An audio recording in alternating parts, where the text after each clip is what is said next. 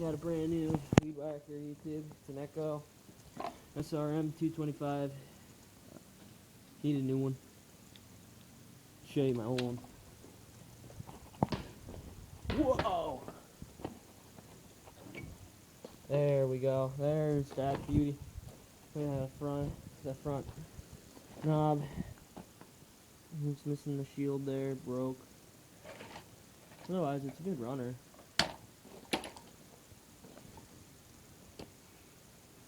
So there she is. Here's the old one. 31cc, 15-inch. This one I'm actually not sure. I guess it actually may be something in a number, but I couldn't guarantee you that. I'm not too familiar with Echoes. But what I'm thinking is, I'm thinking of 25 stands for 25 cc's, but don't, let me know if I'm wrong or anything. I'm gonna look it up. But, it's got fairly good power.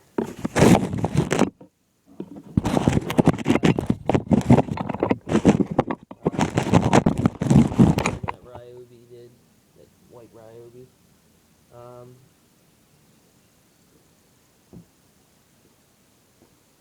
Give it a choke. Switch to run.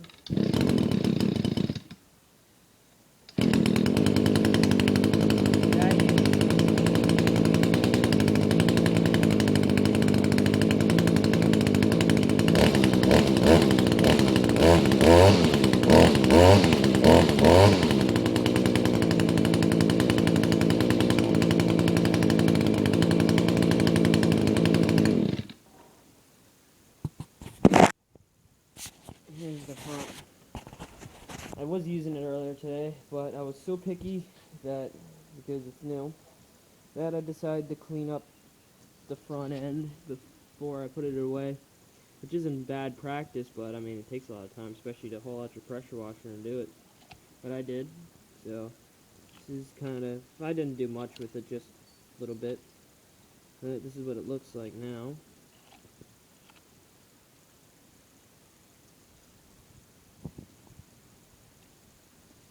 Yeah, we got with it 1 bottle of oil, 650 to 1 mix, and here's what else we got. I gotta clean that shit up.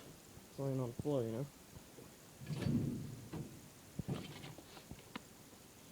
Some Echo nylon line. For some reason, they always seem the actual brand of the line, like the Echo brand stuff, is always kind of the weird stuff. It's kind of weak and shitty, but I always know it's kind of just better to actually get the really good brands that aren't the same. Here's one thing about Echoes that I personally know, is they tend to have, their carbs aren't the greatest, but the weed whackers themselves last. My grandfather had his Echo for, he said 30 years, and it's a really old one. But you can't adjust these carbs. There is no mixture on here. It's just, there's an idle adjustment, but there's no actual mixture. And I actually go to a tech shop, and it had this exact same carburetor.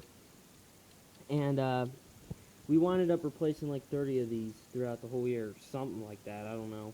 But we replaced quite a few of these carburetors. And when Echo, we actually just replaced a few.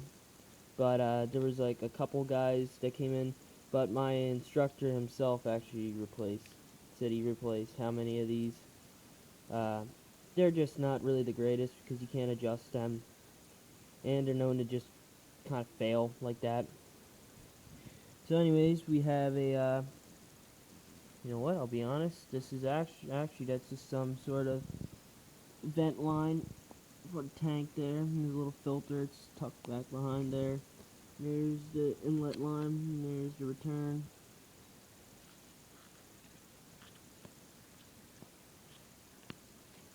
spring assisted starting, you can feel it, but it isn't like some of the Craftsman's are where you pull it out and then it cranks over. This is actually real good. It's all shiny new, you know. I'm afraid to get it dirty, but unfortunately it's a weed whacker, so it's gonna. But I'll probably take this to work with me and use it up there. There's the spool. You can see I used it already. And a little cutting thing. So it's got good power. Like I said, it ain't the most powerful you can get. There's much bigger models and have much more power. But you know, it's got good power for a yard like mine, or doing some work up at a sawmill, which I work at. So you can see it's a really long one too. It's not some short, crappy shit. It's a straight shaft, you know. I like the straight shafts better than the curved shaft.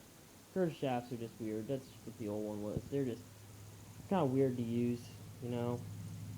You should actually just stick with the straight shafts and get in the habit of using a straight shaft.